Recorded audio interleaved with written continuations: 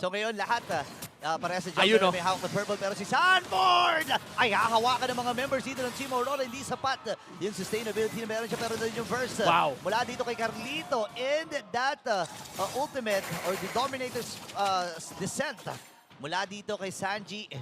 Naibitaw na nga rin.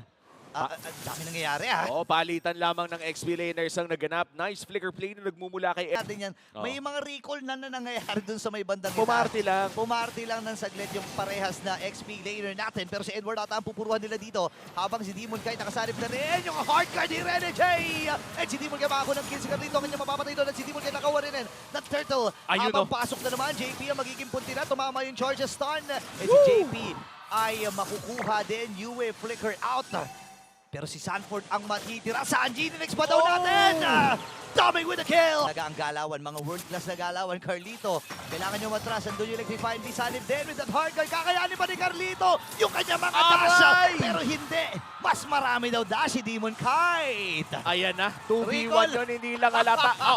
Yan, recall, Rene J forced to flicker.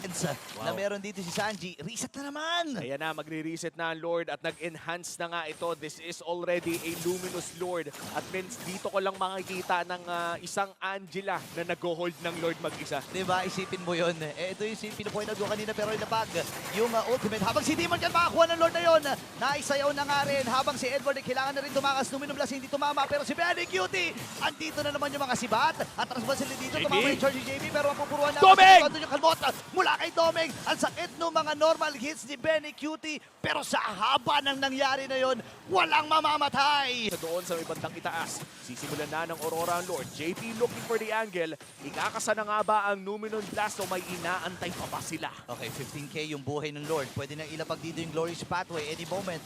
Andun rin yung mga alien mula dito kay Sanji at si Benny Cutie ay patransition na rin dito sa may bandang Lord.